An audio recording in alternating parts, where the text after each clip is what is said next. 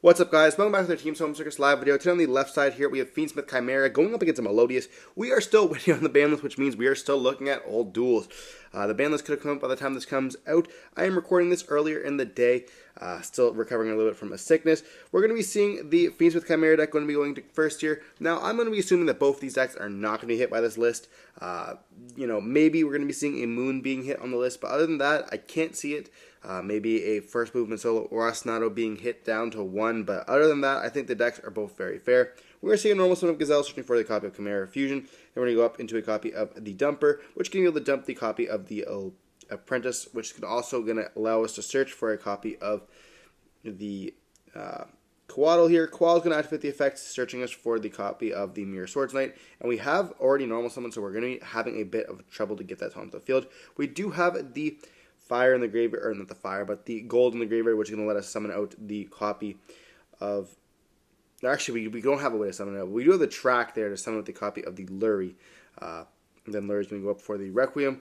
We're going to activate the effect of Requiem. We're going to hit with Ash Blossom. I was going to say that, unfortunately, we have the gold in the graveyard, which means we can't just go for Necrom to banish it, which is very unfortunate. We're going to go back into the copy here of the Bephromat once again, and then we're going to be summoning out the copy of the Mirror Swords Knight, activating the effect, and that's going to be able to bring out a copy of, I'm assuming, the Big Wing Bephromat, which is then going to be able to search for a copy of Gazelle as well as the Chimera Fusion. And we now have 2 level 6s on the field. We could overlay for a Beatrice or a copy of Caesar if we want to. We know our opponent is on the Melodious deck is going to be the top cut of a match. We're then going to go up into a copy of Chimera Fusion once again, using the Chimera Fusion, the king, using the Chimera Fusion. They're going to activate the effect to rip a card out of their hand, leaving them essentially on 4 cards for the top deck with having to deal with 2 negates with Caesar there. We see a set and just a pass like that, and we're going to be seeing our opponent try to play through this here. We're going to see a Prod of Prosperity going to be digging their deck. And we see a Call of the Grave, a Concerto, a copy of Herald, and then a Refrain, as well as a Soprano and an Imperm. Now, we could see the Imperm being grabbed if we have another copy of something that can be used. We're going to be seeing the Imperm on that copy of Caesar, and we're going to be seeing a Ostinato being chained there. We're going to be chaining the Caesar, but it's not going to matter. We're just going to get that material in the graveyard. We do see the Ostinato resolve. Having that Imperm on the top was just absolutely crazy, making it so that we have that Ostinato, that powerful spell card resolve here. We're going to see them go for the Botcha, activating the effect, and we do have the Imperm for that. This is going to be huge for the Fiendsmith Chimera deck. It's going to be extremely hard for the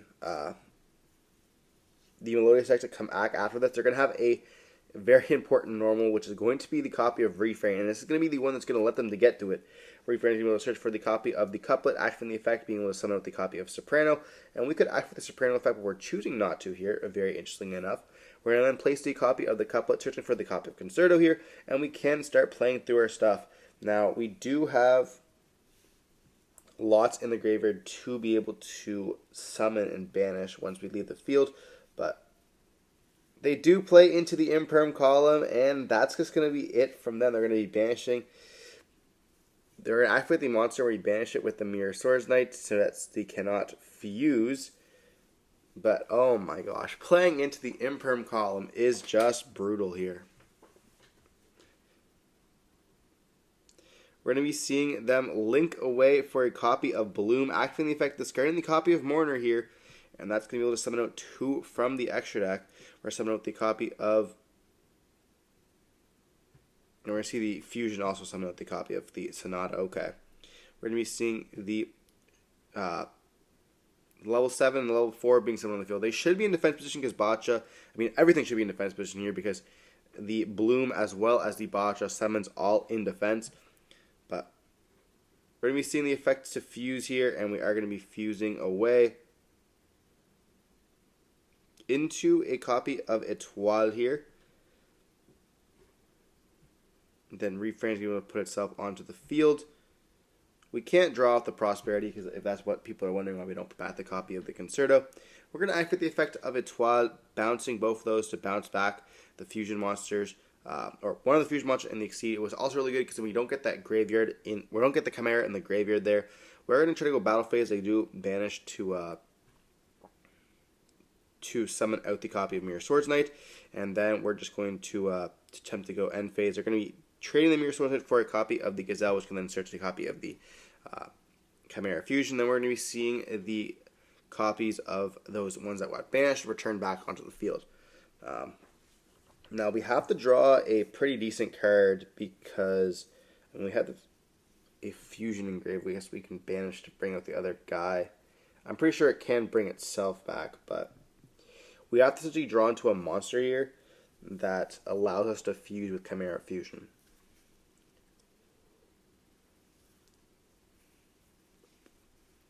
But we are looking here, and they just scoop it up here. Oh, yeah, they scoop it up anyways, realizing they do not have enough. So even through that misplay of an imperm, we see their board, which was pretty nice. Their hand wasn't the greatest, but a board that was pretty decent just get cracked with a copy of Imperm Ostinato, which is why some people think this deck does need to be hit.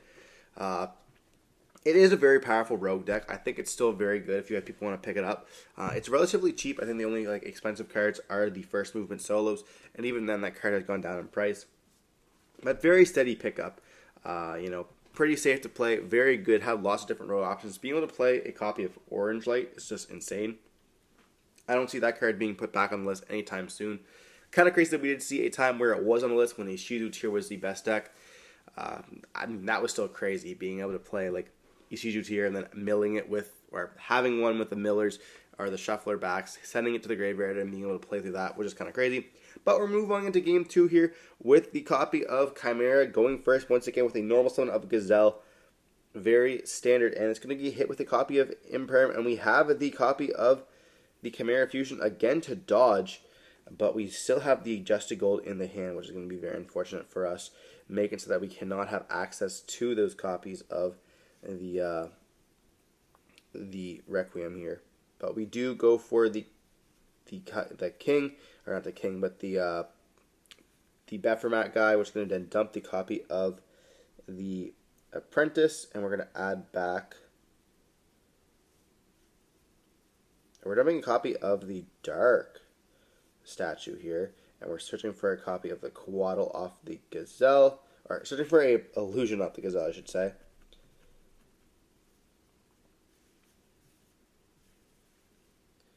We're going to add back a copy of the Fusion, and we're going to activate the effect of the Apprentice, discarding the Fusion here to then summon itself out. That's going to be able to activate the effect, searching for a copy of the Mirror Swords Knight.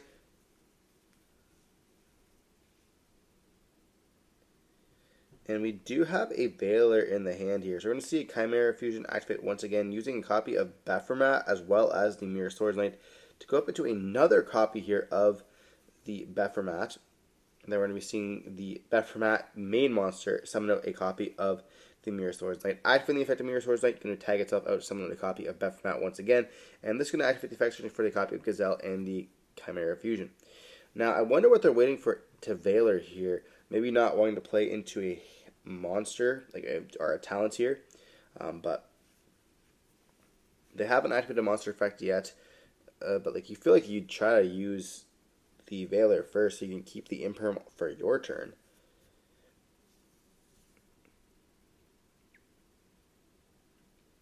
But this deck is pretty known to play talents. So you're going to set one. We're just not going to use the Veiler at all. We're not going to overlay either for a copy of the Caesar, which is interesting. I wonder why. We're going to see a refrain and activate the effect. We're going to chain the copy of Mirror Swords Knight to negate. And they herald this by sending a copy of Cannon, which is going to be activate the effect, searching for the couplet. Couplet can then activate to bring out the Cannon as well. Kind of just getting a free resource out of that. We then activate the copy of the couplet, and we're going to chain the copy of the Chimera Fusion. Going to bring out a copy of Guardian Chimera. Guardian Chimera is going to be able to activate Chainlink 1, and then we're going to see Gazelle and Bephomet as Chainlink 2. Going to be able to bring out and then also add back. So we're going to summon out a copy of Quaddle, and we're going to... this game is going to be essentially over. We're going to be destroying the copy of Couplet, which means they're not have access to a copy of Concerto here.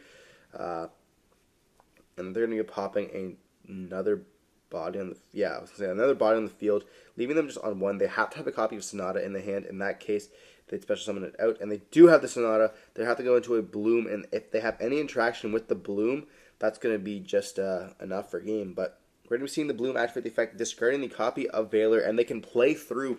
This is crazy. We're going to be seeing Melodious make a comeback here. Someone with a copy of the Sonata, as well as a copy of, most likely, the Soprano. Soprano can then add back the copy of Sonata in the graveyard.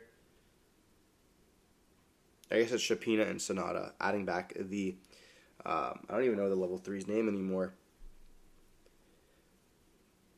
We're going to be seeing her add back, and then we're going to be activating the effect to fuse here, going up into a copy of Bacha, and as well as the refrain and the couplet, going into Chainlink 1, Chainlink 2. Now, I've been told you should always make the Bacha Chainlink 1, because if they ash it, and then kind of letting it so that if your opponent does waste a hand trap on it, then it's still going to resolve, and it's just like a free advantage. Interesting how the game's kind of changed throughout the usage of the cards, but we're going to be seeing an Etoile being made, as well as an LG being summoned onto the field as well here.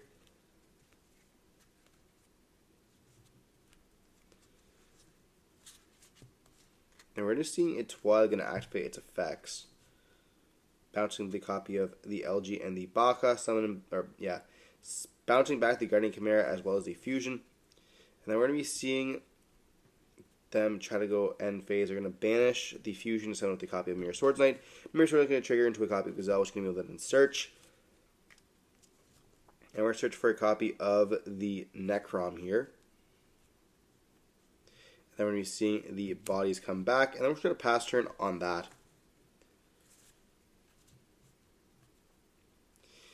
We're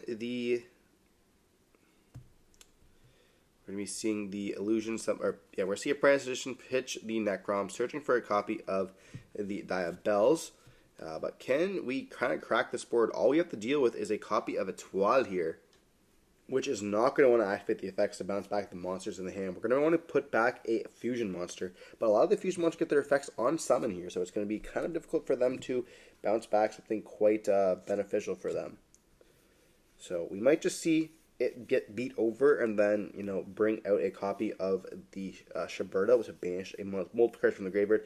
We do see kind of a little bit of an interaction of Diabels wanting to be summoned here. I'm going to be assuming that's going to be trying so that we can pop those spells and traps before they get to summon. They have no cards left in the hand here, so if we get to summon a Diabels, we're most likely going to be winning the game through this. Now, obviously, we have to find a way. We are going to go into a Link monster here. This might have the ability to be bounced back by the copy of Etoile, but we're going to be seeing it activate the effect, sending the copy of the Diabels itself to summon. We're going to summon with the copy of Gold, and this is another opportunity where we can bounce back this card, which is going to make it essentially a lot harder for us to go into the Fiendsmith combo. But it looks like the Melodious player is going to let that resolve anyways, linking off into the copy of Requiem, going up into a copy of Engraver here, and surely we're not thinking about bouncing it now. But it looks like there are. Okay, we're not going to do that. Okay. So we're going to be equipping the copy of Requiem, and then we're going to be seeing the Requiem being sent to the graveyard to try to send with the copy of Engraver here. And we're thinking with Etoile. You let that go to the graveyard, and we're going to see Etoile trigger here, bouncing back the copy of the Muckraker, as well as, I believe that was a copy of the Coatl. But we're still leaving the Engraver on the field. Definitely a good option because we don't want to bounce back into the hand, be able to search for a copy of Lyrian and go for all that after we just put the Requiem back in the extra deck. We're going to go up into a copy of Sequence here. That actually might have been a good option to go into that Requiem. We still would have been able to link away. So maybe we should have bounced back the Engraver and make them kind of waste more cards. But it doesn't exactly matter here. We're going to go up into the copy of the Bephomet once again here, and that's going to be able to activate the effect, dumping another Engraver. And I keep hearing that sound, I think, oh, it's the ban list, but it's not. We're going to be seeing us put back to summon out another Engraver here, being able to search for the copy of the Chimera Fusion, adding it back so we do control that copy of Bephomet, which is acting as king of whatever that you need Chimera. But we do have a copy of Talents, and they take, and that's just going to be it for us, knowing the game essentially over. Moving on into game number 3 here. Not even need to summon that copy of Diabels. So that's something very interesting that we end up seeing. Unfortunately, not going to be enough here for that copy of Melodious. We're able to crack the board game 1, but not game 2. We didn't even see them keep the Veiler. I thought they were going to go through it when they went to the Bloom angle, and they were able to go through it. I was like, oh, it's going to be on. Like, we're going to be seeing this activate, but we did not see it. Maybe we should have timed it a little bit differently, bouncing with Etoile, maybe keeping the copy of Etoile on the field so that it can summon out a copy of Botch to get more bodies, so we don't necessarily lose. Like thinking, I would have probably bounced the Muckraker, honestly, myself, so they don't really have access to a late Fiend, but it is what it is. I have also been able to experience this deck a little bit more than other players have by watching it, not just playing it in the duel. And you guys know, if you guys have played the game and done some content, that looking back at the game is obviously a lot easier when you're not actually physically playing the game. When you're in the game, there's like a lot of things you have to think about. You have to think about your hand, your next move, as well as the other card that they have in the hand as well. While like here, there's no pressure on me. I can always go back and re-record, or I can just look at the grand picture here. But moving on to game 3, we're going to be seeing Melodious can be choosing to go first here. And we do see a copy of Solemn Judgment in their hand. David is a stacker for having this. This guy is just insane with it. I don't know how he does it. He always offers his deck to his opponent, and it somehow still ends up on the top here. We see a copy of Ostinato, going to activate the effect, sending both, and we see a Botcha being made, and we chain an Imperm to the Botcha here. That is going to be huge, not being able to summon from the deck, but we have a play through this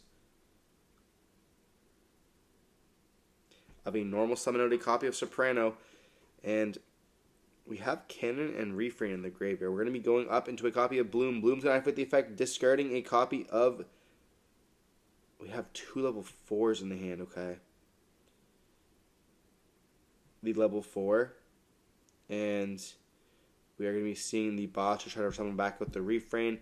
And we do chain a Bestial Druisworm to that. So we're going to summon the Refrain from the deck. And we're going to go for the level 7 here. Refrain is going to activate the effect, being able to search for the copy of Couplet, which then Couplet can bring out the copy of level 4. Level 4 can then add back a copy of Cannon here if we want to. But we're choosing not to do that. That's insane to me. We're going to go up into...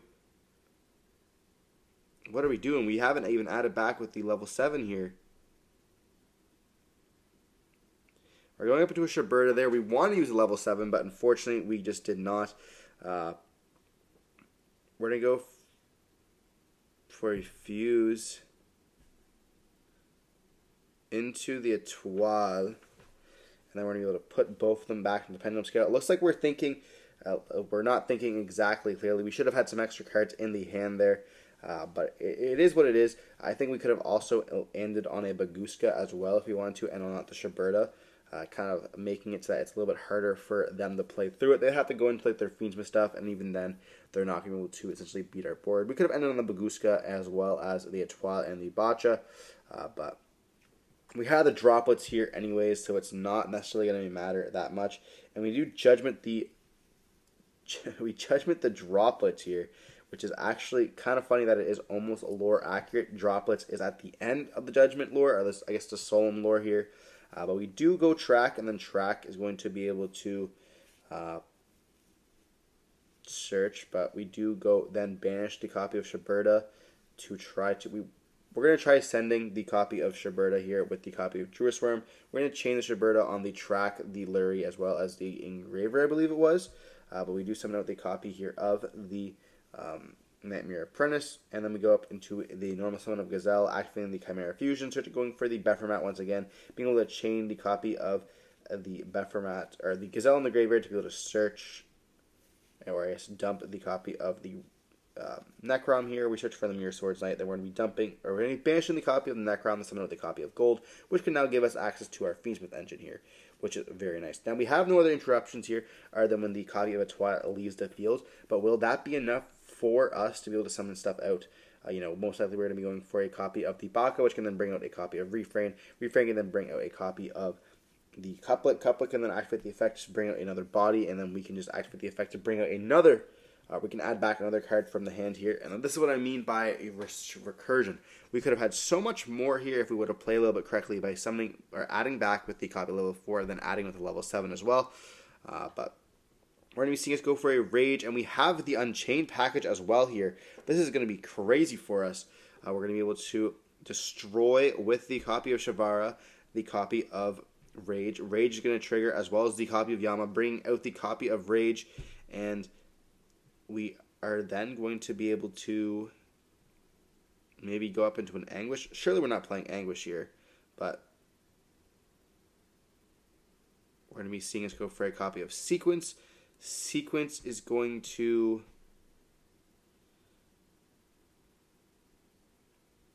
do nothing because we're going to go into a Guardian Chimera. Oh, we chain the Sequence. So we go Sequence effect, chain the copy of Chimera Fusion using the Sequence to go up into the copy of the Illusion. Then we're going to put back the Sequence with the Sequence. Now, I'm not exactly sure we can do that. I'll have to read the Sequence here. Confusion by shuffling materials from your graveyard into the deck. So you definitely can do that because it's in the graveyard at time of resolution. Very well played. We're going to say the Lacrima being summoned. Then we're going to be equipping a copy of Caesar here, or making a copy of Caesar by Lacrima, bringing with the copy of the Engraver. At this point, we're going to be able to freely pop everything that we want to. The Etoile is not going to be able to activate the effects to bring back or bring out a body. So we're going to be doing quite nice. We're going to be seeing the effect here of the whatever his name is, level 7 to banish and draw. We see a Druid Worm. Druid Worm is going to be able to banish the copy of the level 7 to summon back out. And then we're going to be attacking or popping the Etoile, and we let that resolve here, which is crazy to me. I guess we have to chainlink 1, the Etoile, chainlink 2, the copy of Concerto in the graveyard, letting us draw a card. So we are chain blocking, which means that they don't have really much of an opportunity to let it resolve. But we do see the Bacha activate the effect, and we're going to, we can't Caesar negate this because it doesn't negate the entire effect. So we see them summon a copy of Arya, and that's just going to be enough for that. The Chimera player cannot beat over it or beat, into the monsters here. They are protected by the Arya, which is just kind of crazy. Having a huge like field and just being able to be protected by the copy of Arya there.